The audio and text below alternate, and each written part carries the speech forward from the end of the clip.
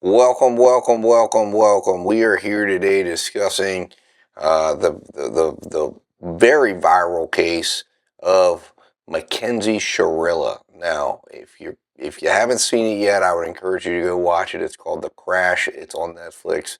But this is a case I've been tracking. I was watching, and I was happy to see Netflix covering it. And as a result, of course, I began and said, you know what, I want to dig into this because after I watched The Crash, I felt like I wanted to dig in a little bit to understand this case a little better. And what I found, I have decided to put forth in an article on the Justice is a Process website. So I would encourage you right now, take a moment, go to the website. You can get there either in the pinned comment. You'll see that the article there's a link to the article in the description. And if you're watching this during the live premiere, there will be a link pinned to the live chat. Go in and go to that website and check out the article. We are going to be discussing the contents of that article, but the real analysis, it's nearly 17,000 words that I've written there. It's taken me, and it's a deep dive into this case that I think will help you see the problems that exist and will help you see what's going on and what's happening with it and where it can go or where it should go and where it belongs. So we're going to get into all that. That's going to be what we're going to talk about here tonight. Or today. So let's jump in and start talking. So first of all, the article is titled, if you have it, you'll see that the article is titled "The Word That Built a Red Rum Conviction: An Examination of Process Certainty and How the State Proves a Mind."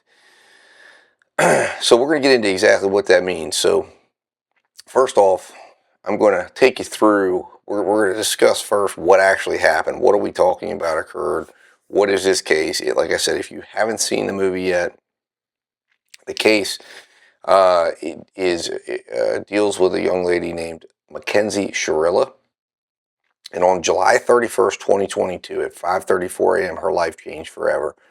Her Toyota Camry wrecked into the brick wall of the Plidco building. There were 3 people in the car when the accident happened. Officers believed all 3 were dead on scene. And ultimately, they found Mackenzie Shirilla alive. She was the only one that survived. And an investigation ensued, and a year later, a judge in a bench trial, in a very controversial bench trial, finds Miss Shirilla guilty of 2 counts of red rum, intentional red rum. And that's where we're going to begin this examination. That's where the article begins the examination. And it discusses and talks about, first of all, what in order to really understand what we're honing in on in this case, you've got to understand something very important. That the dispute in this case that we have, the dispute in what I've found in looking at this case, is not about it's not about the facts. It's about what the facts mean. And there's 7 settled facts that I consider: that there was a driver and 2 victims, that there was a crash, that the speed at the time of the crash was near 100 miles an hour, that the car's black box data isn't in dispute. Mackenzie Shirilla had a clean alcohol test. There was a July 17th incident. There's no dispute that an incident occurred. There is a dispute over what happened during that incident, but there was a prior incident. The full procedural, history of what happened in terms of the legal proceeding and how it went to trial. And interestingly enough, the autopsy, which first ruled both deaths accidental and then was changed later on, all of those things are undisputed. Now, at this trial, the only disputed fact was intent. And that was the only thing that was at dispute at that trial. That was the only thing that that trial had to look at. And it's very, very, very important to understand this, because the intent in the mind of Mackenzie Shirilla leads to two different, very different crimes. It's the same crash, different mind, different crime. And there's two in Ohio. There's a tier system. You know, when it comes to the state of mind of someone when it comes in a crime, there's 4 tiers. There's negligently, somebody did something negligently, recklessly, knowingly, or purposely. At the trial of Mackenzie Shirilla, what was at hand, or what was at dispute, was it purposely or was it recklessly done? And if the act was purposeful, it was red rum. If it was reckless, it was vehicular homicide. And the whole trial's whole purpose was determining that fact. And under the law in California, or in Ohio, red rum requires a specific intention to cause the result. That's purposeful. That's purposeful red rum. That you had a specific intention with the actions you were taking to cause this particular result. For it to be reckless, they have to simply prove that you had a heedless disregard of a known risk. In other words, you were gambling with something you knew to be dangerous, you knew the potential was death, and you did it anyways, knowing that there was a risk. You didn't know that it was absolutely going to happen, but you knew there was a potential. And that creates two very, very different outcomes, punishments, everything. Now, the thing about intent, and this is something that's very, very important to understand as we go through this, and as we're looking at this, and the article discusses this in depth, intent is invisible. So the only way, and the law recognizes that you can't see intent because it lives inside our minds. So because of this, in Ohio, the law allows that intent can be proved by inference. And Ohio is a state where circumstantial evidence carries equal weight to direct evidence. It's not second-rate proof. There are states, Georgia, Florida, where they actually give an instruction that states that in order for circumstantial evidence to be allowed to prove someone's guilt, you have to eliminate each and every potential explanation of innocence. That's not true in Ohio. It's the same as direct evidence. Now, in this particular case, the inference that's allowed to be used, the doctrine that's allowed to be used, is called the natural and probable consequence inference. And that's what the state argued in this case. And it's very important you understand that. And what is that? It's where a fact finder is allowed to infer that a person intended the natural and probable result of a voluntary act. In other words, in this case, it permits that if the judge finds that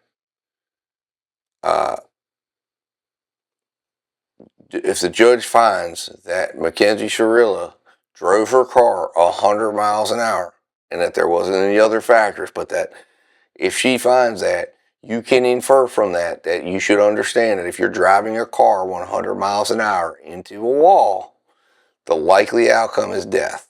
And if the likely outcome is death, and it's the likely only outcome, then you can infer that the intent within that act, because the only outcome that could have possibly occurred would be death. So you can infer that the intent was to kill somebody based on just simply the dangerousness of the act and the probable outcome, that there's really no other outcome that would occur when you're doing that. And that's what they were arguing in this case. Now, it permits that.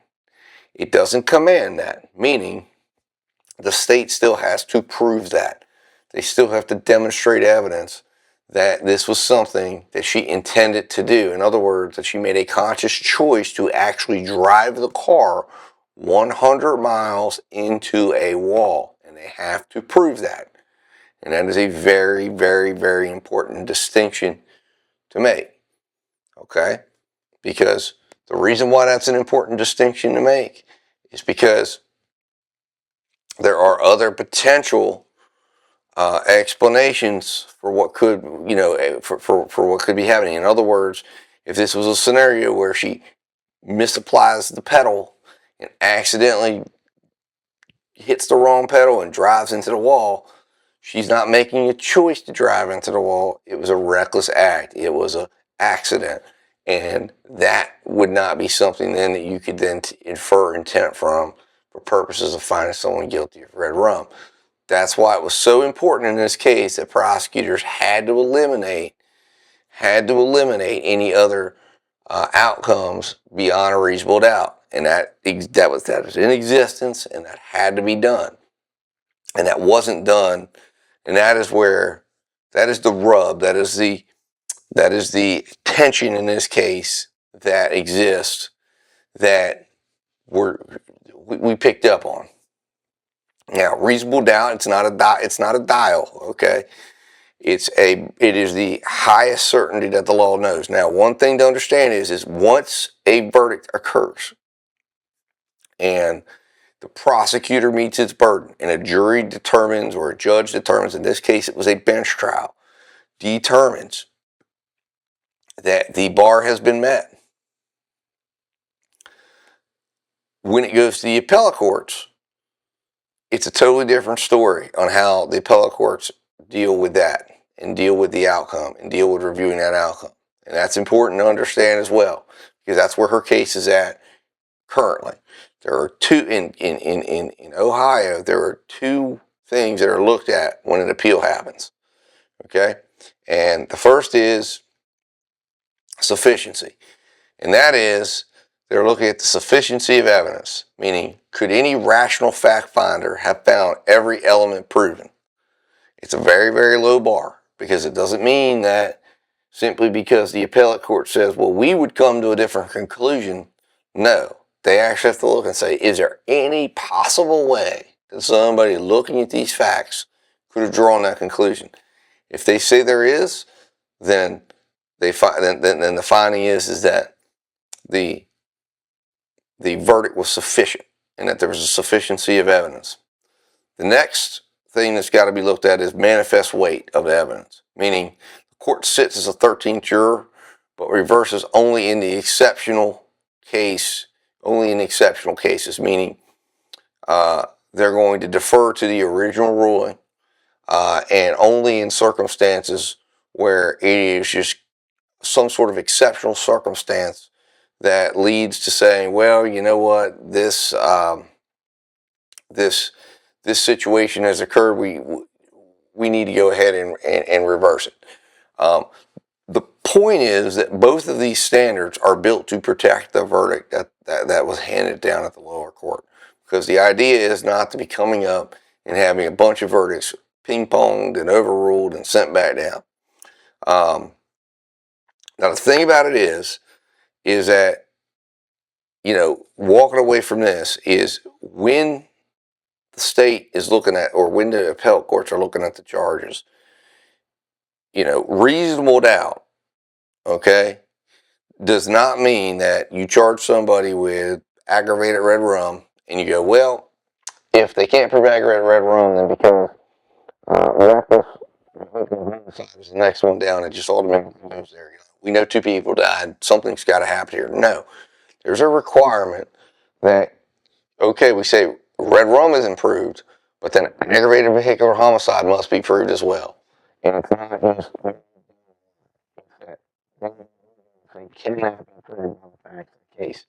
And it's the position of, of my position after looking at this case, that there was no way, in my opinion, that one could say that based on the evidence that was provided, that any of the charges were met by every element. And we're going to get into it a little deeper here as we go. And the judge made a key admission when she was delivering the verdict, and we're about to get to that. So hold on and pay attention, because this is where it gets really, really interesting. And again, there's a lot of stuff that's going on with this case that makes this case really, really interesting. So stick around, because we're going to dig into it, and make sure, you go down to justiceisaprocess.com and read the article, because we get into a lot of detail of all these things in that article. Now, the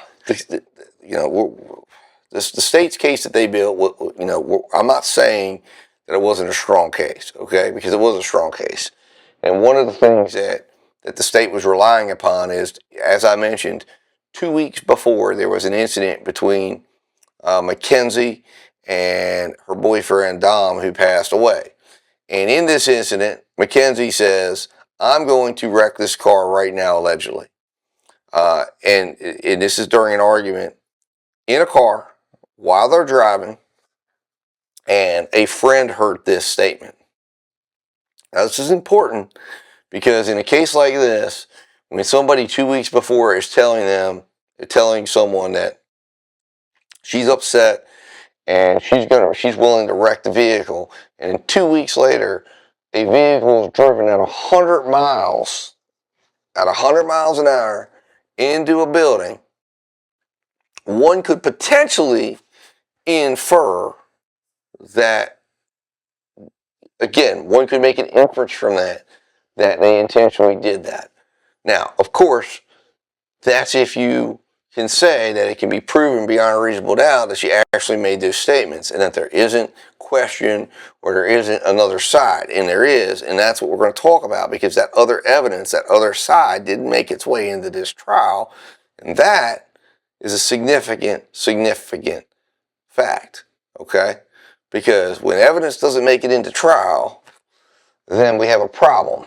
And if that evidence would have gotten into the trial, it would have challenged the sufficiency of evidence that the judge was relying upon. But anyways, let's get back on track here to the story here. But that's an important piece right there of understanding of how the state made its case.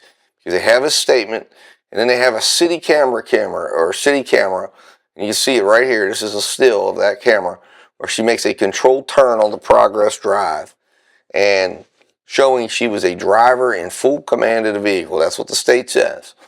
Now, next, the state then relies upon it. This is a still of the actual car zooming by at very fast towards that building. The next piece of evidence the state used is you have her in command, showing she's in command of the car. She's made a prior threat, and then they go and they pull the black box data on this car, and they discover that the accelerator was fully depressed, held at 100%. The brake was never applied during the 4.5 seconds that they have data for, because they have the 5 seconds before data. The gear shift was moved by hand, meaning she was making actual, if it's believed that she was the one doing it, that the gear shift had moved into neutral and she moved it back, meaning that shows that she's aware, she's intentionally maneuvering the vehicle, and the medical and mechanical issues of the car were excluded, meaning there was no mechanical explanation for what happened or why the car ran into the building at 100 miles an hour. So when you look at all this, that this case is not a nothing case. I mean, and a reasonable person looking at this case can certainly see how a judge reached that verdict. But that's not the whole story, because there's other things that need to be considered and need to be looked at, and we're going to get deeply into that here in just a few moments. So the next piece of this story here that we have is, and this is a direct quote from the judge as she's delivering her verdict. And this is something that is very, very important. And the judge said, quote, Whether Mackenzie Shirilla intended to kill herself in that same crash could only be speculated, and as a matter of speculation had no relevance to the weight of the evidence in this case. So she is setting aside as irrelevant whether or not Mackenzie Shirilla understood that driving her vehicle into a wall would have resulted in the loss of her own life. And she said that was irrelevant. And then she goes and finds beyond a reasonable doubt that that same act was a purposeful killing, meaning indicating that the way she was deriving, and I hope you're understanding this because this is extremely important, that the way she was deriving intent, she acknowledges that the state fell short of providing intent. They didn't prove there was an act, they didn't prove there was an argument, they didn't prove there was anything going on between them. They proved that there was that she had expressed the willingness to drive the car or allegedly wreck the car 2 weeks before, but they acknowledged that that evening, that night, they fell short of having any evidence at all. So what the judge was relying on was the inference of, as we talked about, of likely and probable consequence of an action, saying that it was likely and probable that driving a car into a wall would result in someone's death. As a result, she was inferring that that the driver intentionally was intending to cause the death of the passengers. But then she turned around and says, I can't say that she was intending to cause her own death. That can't be. That is a major problem. And that is a major problem because you can't say it's the same crash, it's the same car, it's the same incident. And you can't say that one is good for proving that for two of the passengers, one is still speculation. That indicates that it is still an unknown and unproven fact as to whether or not she fully understood what she was doing. Because the idea here is that if she actually made the decision to drive that vehicle into a building, she would have had to have fully understood that that result was her own death, meaning she would have had to resolve that situation. And by the judge saying that she was not using that to resolve her own intention for herself, she's contradicting her own findings. And that, ladies and gentlemen, is very, very serious. And it's very, very serious when you have a case where this verdict results in a 15 years to life sentence. Because if intent is not proven, if you can't say it was intentional and purposeful, you eliminate the top red rung. Now you're down to saying, was this a reckless act? Can you say this was something that was recklessly done? And my position is you can't even say that. Because what she acknowledges is that she can't say what was happening in that vehicle. And there's other facts that we're going to talk about that came out that raised doubt as to exactly what was happening in that car and what could have happened, which makes it impossible for anyone, any reasonable trier or fact finder, to try to find that it was reckless or it was intentional or it was purposeful. It's just not possible with the evidence that was developed. And you might say, well, Steve, wait a minute.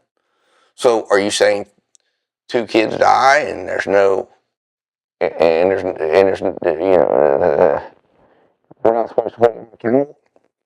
What I'm saying is that two kids died, and what we're required to do is continue to investigate until we have a case that meets the standards. And you don't do what we're going to show you was done in this case, where they had an outcome, they had a desired outcome, and they continued to try to adjust the evidence to meet what they wanted, to meet the outcome they wanted. They weren't letting the evidence drive to the outcome. And you're going to see there's a lot of things done in this case that are very, very, very concerning. So let's continue. And again, you can find greater detail on all these items inside of our article that we have on the website. So get over there and check it out. Now, here's the problem, right? And here's the speculation problem. I kind of talked about this and touched on this.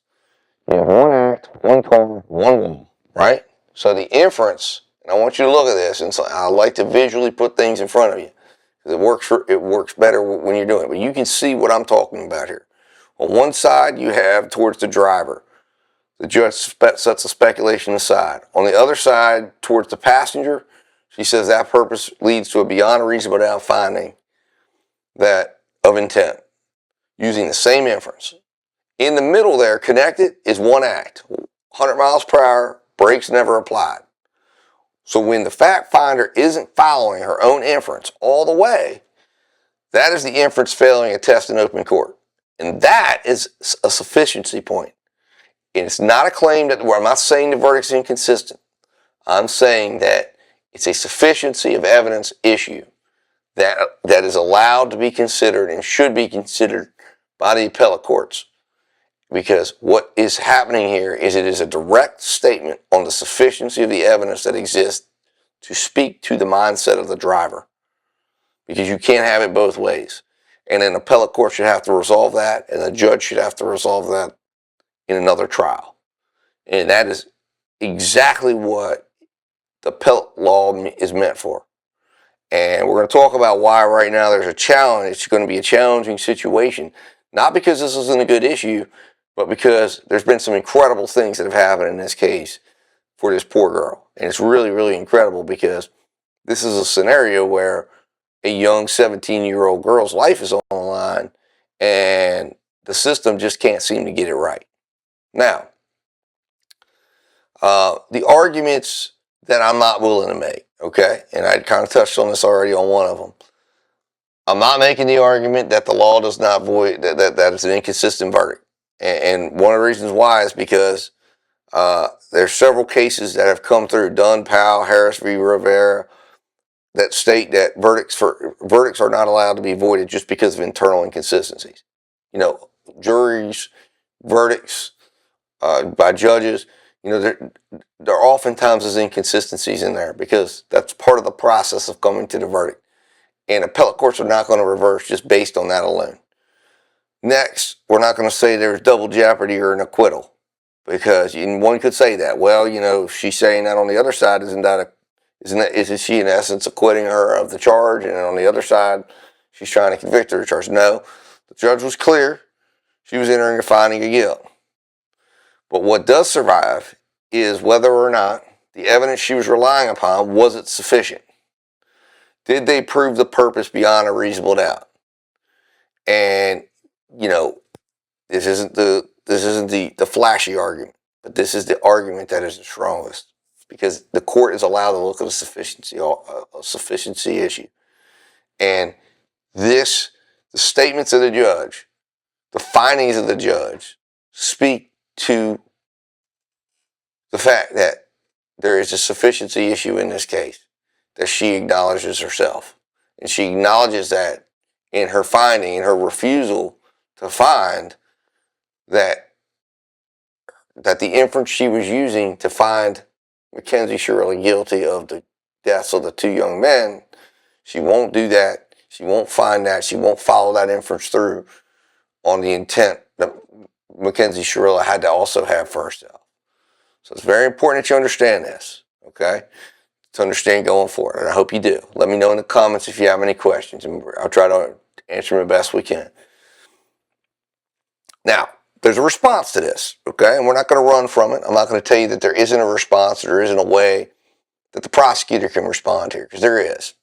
And it's this. Red rum under RC 2903.02 requires purpose to kill another, not oneself. So whether Shirilla intended her own death is not an element of the crime. And that's what they're going to say.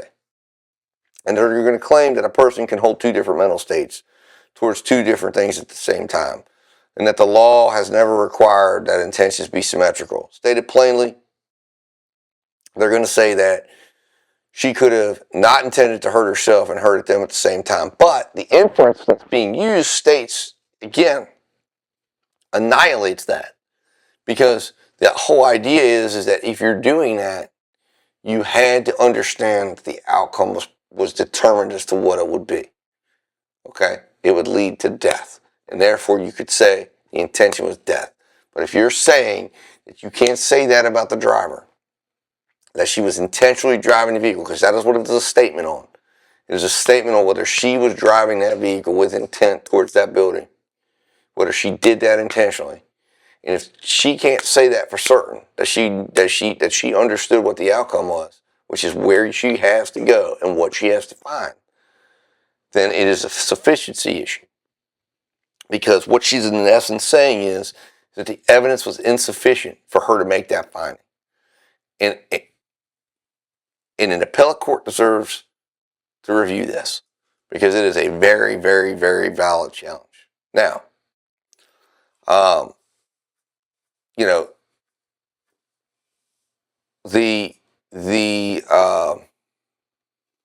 on the elements, you know, as I was just saying here, you know, on the elements, the state is right on this, okay?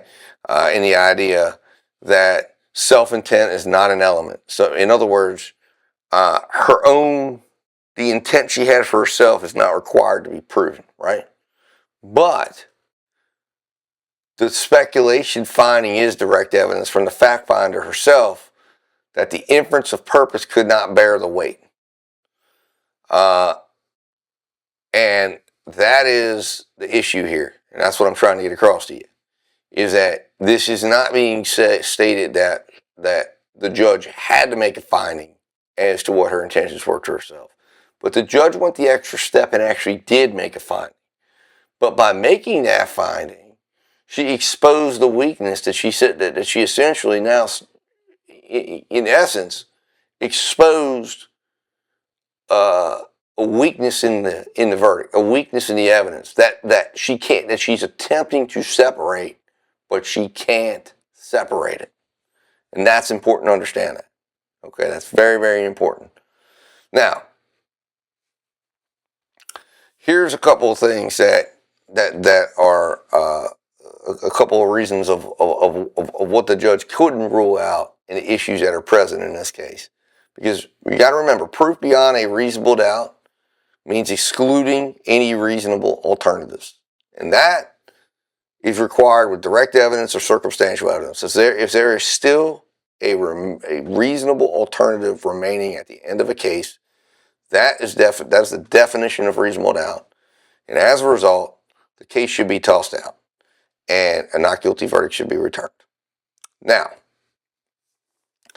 here is a couple of things. We're going to go through it. The first thing we want to talk about is, during the trial, the state's own expert testified and said that the data indicated that a 142-degree hard yank of the wheel occurred, and that it could have been from A, the driver regaining control of the vehicle, B, a passenger pulling the wheel, or C, an involuntary reaction to going airborne. That's three possibilities.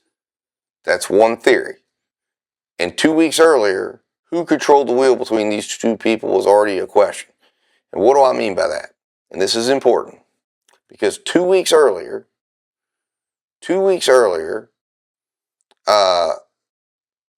there was a situation that occurred.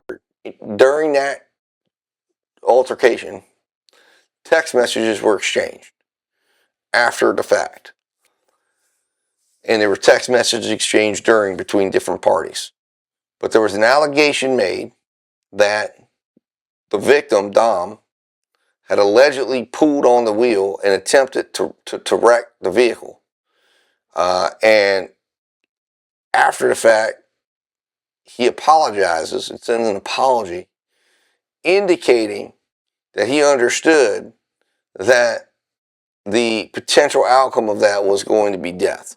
Okay? But he admits and apologizes for doing that and for having steered the wheel. Now, his mother, on the other hand, claims that Dom told her that he didn't do that. Okay? And this is also the same instance where the same situation where it was alleged that when an individual who came to pick Dom up heard Mackenzie Shirilla say those words of, I will wreck this vehicle. And it's all in that same whole convoluted situation where all of this happens. But the point of the matter is that one of the pieces of evidence that the state says was evidence of her controlling the vehicle, of her regaining control and being aware and not being mentally out of it, but being aware of what was happening, is the 142-degree hard yank. But what we find out is the judge is saying that again, has to say that the person who did that would have been Mackenzie Shirilla.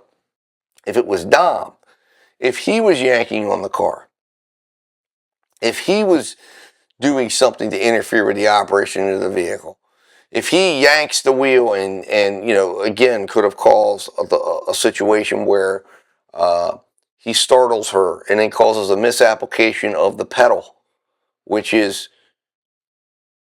would have caused her to potentially think she's hitting the brake, and she jams down because she's trying to slow the car down because he's grabbing on the wheel, jams down on it, and 3 seconds later, bam, they're in the wall. If that's a possibility, if that's an alternative, if that could be raised, if it could be shown that Dom could have been in any way responsible or contributing to this, now the intent of what was happening in the car, the mindset of what was happening of the driver in the car, is in question. And the prosecution is obligated to rule this out and to figure this out. In the case and the evidence that was presented at this trial, this didn't get resolved. It didn't get resolved. And it speaks to, again, the sufficiency of evidence to support the proof of the mindset.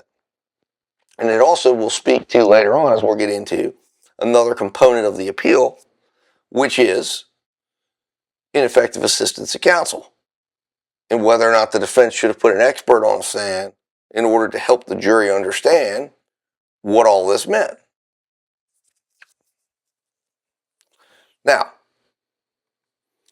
the next thing that needs to be discussed is the brake was never pressed. And that is something that the state is relying on heavily in this case as evidence of intent. But you need to remember something. The brake never being pressed records that happened, but it does not tell you why it happened. And there are 3 things that were present there that have been disregarded in this case. One, that's come out since then. Yes, they said that there was no appearance of neurological issues or things of that nature based on the initial review of the scene. But there is one thing that did stand out, and that is her blood oxygen level measured at 82. And this is a reading that is typically seen in or near cardiac arrest patients, meaning that she could have had a heart attack, or she could have had a mini stroke, she could have had something like that, and your blood oxygen being measured at that rate could be consistent with that. And that is a huge factor here, because if there's a possibility that could be what happened, and that's reasonable, then that is a reasonable doubt. And that is something that says, okay, you can't rule out that this was some sort of medical issue that occurred. Next, state witnesses conceded that a seizure or similar event could resolve before examination and leave no trace. That was all brought up on cross-examination. So if that is true, right, should the defense could have put on an expert to state this and put that as actual evidence, but it was actually testified to. It was brought out on cross-examination. So even if they didn't put up an expert, but it was still evidence that was presented, because testimony is evidence, and that is in the record. And next, it was Shirilla's mother testified to this. They never actually brought in experts, but she was diagnosed with a condition known as POTS. They made a big deal out of the fact that she put on her driver's application that she hadn't had any issues, or wasn't aware of anything that she was aware of. But the reality is that she was actually diagnosed with this. It's a real diagnosis, and regardless of whether she lied to the DMV or not, does not change the effect it would have on the body if it's something that could have happened. And the blood oxygen level indicates something possibly did happen. And again, as you're going to learn, during this appeal process, they actually went back and got a neurologist to review things and review the evidence in this case, and that person came up with a totally different conclusion that completely goes at odds with what the judge alleged in her verdict. And had the defense pursued this and put this before the judge, the sufficiency of that verdict would absolutely be in question. And on top of that, you would also have a manifest issue as well on this, because you would have evidence that absolutely a 13th juror looking at this would say, wow, the fact that this wasn't presented and developed is absolutely extraordinary, and she deserves another trial with a jury to hear this information. But remember, the point of the matter is that the brake evidence, which the state relies upon, is simply that the brake was pushed. It's not, the black box can't tell you why, okay? And the state never was able to say that. They were just saying it was pushed, okay? And they never ruled out the other options, and never ruled out the other possibilities as saying that they couldn't have happened. They just simply said, well, the brake was pushed. She made a threat. She was in control of the car. And it can be inferred that that she was driving that car at 100 miles an hour. So therefore, the most likely outcome is that would result in the death of your passengers. So therefore, she should be found guilty and seen that she intended for her passengers to die, because that was the only intent. That was the only outcome, a reasonable outcome that would happen. And that's problematic, because that's not quite the story. Now, the other thing that's got to be talked about here, I talked about this earlier, and that is that the autopsy was changed. And this is huge, because the original autopsy findings was that these deaths were accidental.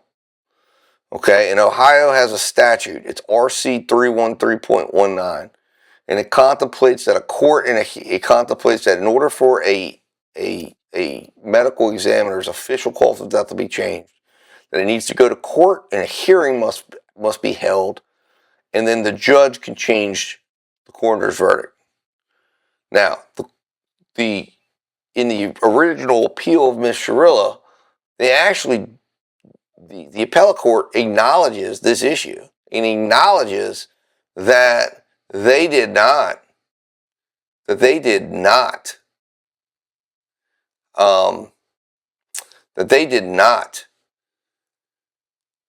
have a hearing, and that they did not follow procedures for getting the cause of death changed. And they actually admonished the prosecutor's office, saying that they need to ensure in the future that they are following protocols in this. That this is not something that should be just taken to be, lightly, or taken lightly. But what this also shows us is that the prosecuting attorney's office has an accidental finding. They then go the extra mile of shipping investigative materials, not additional medical materials, not additional medical findings, but calls, police reports, and they send it over. And in March of 2023, the coroner amends the death to homicide, eliminating a huge problem that the state had at the time that was potentially going to be a real big issue at trial. But what it's demonstrating is that this investigation, as I stated, was not being done to figure out what happened. It was being done to figure out how they could charge the sole remaining survivor, Mackenzie Shirilla, with something. And this something ended up being aggravated homicide, aggravated red rum. And that is not okay, because investigations are not supposed to be conducted that way. Now, let's get into what happens at trial, because this is extremely important as well, because you might ask yourself, wow, how did this go? How does the trial outcome end up where it did if the evidence was weak, if there was all these questions? And there's an answer to that. And the answer is in the strategy that was used at trial. And this is important to understand, because it's a nuance that if you look at this, you may miss it. Now, here's the deal. The strongest defense in this case, okay, was that the state cannot reliably establish what was in her mind, and it was in holding the state to its burden on the word purpose. In other words, that the state of the case at the time of charging was that you could not, by any of the evidence, as I stated earlier, there were 7 things that their evidence proved as absolutely correct, right? There's no disputing those things. But none of those things spoke to purpose. And it was even acknowledged in the verdict reading that this state had failed to meet it, that the only way she was getting to guilty was she was inferring, she was using the inference on the idea that one could assume that the reasonable outcome of this action was death. In other words, driving the car in a direction, and that what she was basically saying is that Mackenzie Shirilla is seen, it's acknowledged that she's the driver, she makes a purposeful turn onto the road, the black box shows that there's an acceleration of the vehicle, there's no brake, she threatened to drive her car, she threatened to wreck the car 2 weeks before, and she made a decision to drive the car 100 miles an hour. And as a result, the reasonable outcome of that, the only outcome of that, when you drive into a building at that rate of speed, is death. Therefore, she was allowed to infer intent from that. But again, the break in that was when she got to the point where she had to apply that, because that's got to be applied to every single driver, she couldn't do it. Now, the defense made it easier for her to do this, okay? And they made it easier for her to feel comfortable finding her guilty. And that's because the actual defense that was mounted, and this may shock some of you who watched the Netflix, because you may think, oh, her parents wanted her to get out of jail. Well, her parents didn't, because her parents had subscribed to an attorney who was putting forth a defense that was based on recklessness, not purposefulness. And that was going to lead to aggravated vehicular homicide charges. They were comfortable and they were understanding that she was going to find herself going to prison for some period of time. But by conceding to that, by conceding that the evidence was strong enough to actually draw a conclusion as to her purpose, it took away the greatest defense, which really should have been that no, you can't draw any conclusion as to what her mindset was. Not on recklessness, not on purposefulness, not on, it's incomplete, it's insufficient. And that should have been the argument. But by arguing that it was sufficient for recklessness, it took away the strongest argument for the defense. Now I'm not going to encroach on the idea of trying to second guess this attorney of why he did what he did. He did what he did. But what he did do is he took away the strongest defense. And then he showed up without any experts. He showed up without any real evidence, medical evidence, nothing. And he relied on cross-examination, and he told his client not to testify. And then I guess expected the judge, or was asking the judge, to make a finding of recklessness. And that, ladies and gentlemen, when you look at this in the light of everything, that decision is something the court's going to have to wrestle with on whether or not it's an effective assistance of counsel, if it makes it there.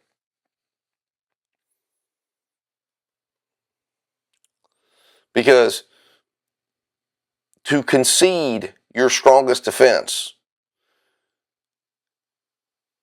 and the impact of that was innumerable on Ms. Shirilla. And we, again, in appellate court, we'll have to decide that. But to me, there's a very strong case to be made that this attorney made a very, very incompetent decision in how he was deciding to do this, that a court could find that. I'm not saying he did. I'm not attacking this attorney. Now, the stronger defense that could have been built, and these are the things that weren't done, and this is what will live in that deal. No defense accident reconstruction expert, no human factors expert on pedal error, no medical expert on POTS and loss of consciousness. Now, whether this met the legal standard for ineffective assistance to counsel, as I mentioned earlier, is a question for the court. But these are the things that were never done. This is the analysis that was never delivered. This is the evidence that was never put in the record. It is, to me, the most contestable point of this entire case is what the defense did or what they didn't do. And to me, I don't understand it. But that's where we stand on this, okay? And that's what an appellate court has to consider. But here's a problem. There's a problem with this, and that problem is this poor child.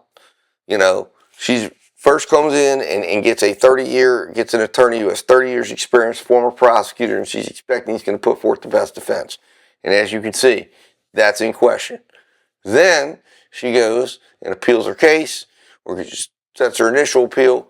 It gets denied, and she's finally able to get these things explored, to get the decisions that were made as far as the direction of her defense and all these things. And because of the leap year, and because of the guideline that says, or because of the rule that says the deadline is 365 days from when the transcript is docketed, which meant that date was, the transcript was docketed on October 24, 2023. But because of the leap year, because of the day, which my dad died on the leap year that year, because of that date, the actual date was October 23rd, 2024, but her lawyer did not check the calendar, did not count the calendar, and assumed October 24th was okay. It's filed on October 24th, fully strong motion, ready to go, and because of this issue, it is rejected. It is rejected. And an appellate court never has heard any of these issues. And that, to me, is a gut punch to the system itself, because these issues deserve to be heard. I'm not telling you what the outcome of these issues should be, but they deserve to be heard. And for them to not be heard is an absolute travesty of justice in and of itself. Because, I can accept a court hearing these and then deciding they're not enough. What I cannot accept is them never being heard over a one-day rule. And we're going to talk now about what the options are that exist, because there are some options. But it's going to take her finding the right attorney with the willingness to fight, with the willingness to fight of this guy right here, my dad, who would have taken on a fight like this happily and did so many, many times and won these type of fights. But you got to be willing to fight. You got to be willing to step into the void where no one else is going and carve out the new law, carve out the new way, carve out the exception. And you got to fight, and you got to advocate, and you got to push the system and stretch the system as far as it will go. And there are cases where it deserves to happen, and this is, I believe, one of them, without a doubt. Without a doubt. This is one of them. Because the door, as I'm saying, the door did not close on the argument, but it has closed on the calendar, at least for right now. Now, let's talk about the case law here and why it's closed. Because the case that has built this wall, okay, is Coleman versus Thompson. Okay, and that basically holds that, if there's a procedural issue like this, it holds it that it's not allowed to be a point of reversal. However, that Martinez versus Ryan carved out a very narrow exception, okay, But it's an exception that doesn't go far enough. But it is an exception. And the lesson learned from this is that when Coleman versus Thompson was present for I'd say for over 10 years, about 12 years, Coleman versus Thompson was the way. Martinez versus Ryan stepped into the void and carved out a narrow exception. We need to elongate that exception because the federal court would not retry the case. It would weigh, you know, the deal here needs to be whether or not, and again, this is the test that needs to be asked of the court in this case that's considering it. The appellate court that would be considering this needs to be asked whether or not the due process violation here, the violation of her due process rights, meaning the right for these very, very serious issues that need to be heard, whether those outweigh the damage being done of saying, well, we have a one-day rule, and whether or not there are cases and there are situations that warrant an exception to a situation where a one-day rule brought on by a leap year deserves to have the carve-out and deserves to allow the case to be heard. But it's going to take a lawyer with the knowledge and the nerve to argue that that wall can be moved. Because without doing that, without having that lawyer to do that, she's never going to get these issues heard. Now, she's working on it supposedly. I've heard, I haven't seen it. I've heard that there's other things in works, and I hope whoever's handling this for her is stepping up and advocating, and is trying to carve out that exception and get this case heard on the idea that she has these strong reasons for the case to be reheard or for the case to be considered for reversal. And as a result, you know, simply merely saying, well, there was a one-day issue, that this warrants an exception. And you know, and it can establish the test, whatever the test needs to be in this case, or however they want to do it, in a way they can test other cases against this case. But this case becomes the litmus test as to why this should be reheard. Now,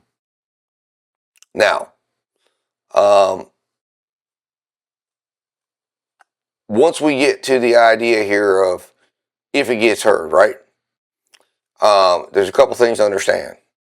That even if this does get heard, even if this does get put before the appellate court, a conviction can be sound enough to stand and troubled enough to keep you up at night. And what do I mean by that? Is under deferential review, a rational fact finder could reach this verdict, the conviction stands. Meaning, when they're reviewing all these things, if they look at all this stuff and they say, even in light of all these issues, even in light of all these things that could have been presented, if you say there's a way that a rational fact finder could still come to this verdict, it'll stand. Now, my belief is, you know, the contestable issues here, the speculation finding, the unexcluded alternatives, the changed autopsy, the defense that was never built, and the door shut by a single day. These are things that are real. These are things that deserve action. These are things that are real issues that an appellate court must consider and must allow this case to be considered. And one thing that needs to be absolutely made known is that cross-examination is not evidence.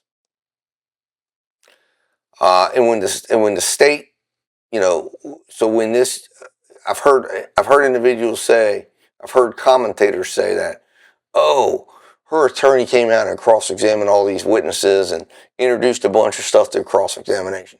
And shame on those attorneys, because they know that is not a defense. Because cross-examination questions themselves do not put the evidence in. If you ask a question, isn't it true this, and the person doesn't agree or says it's not present, then you have not put any evidence on the record. You have inferred there might be this possibility, but if you don't put any evidence to support what you're saying is possible, then as far as the record is concerned, it doesn't exist. And that's what her attorney did in this case. And in this case, if the verdict is, if the state has failed to meet its burden on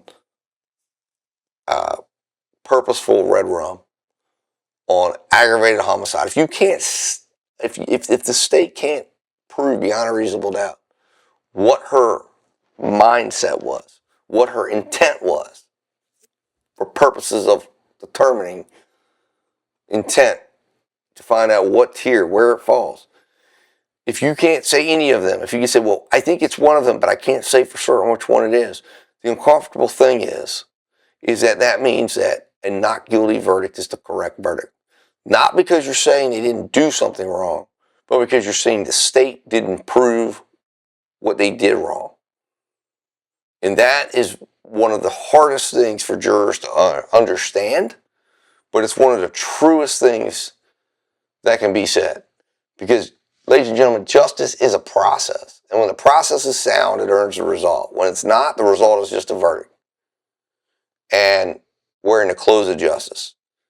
And telling the difference is the entire job. And this case screams that. There's two young men, Dominic Russo, Davion Flanagan, and I'm out here trying to say that she should be released. What I'm saying is they're owed a careful and fully tested accounting of how they died. And right now, I think the hardest question everyone is left with is whether or not they got one. And the idea that it would be okay,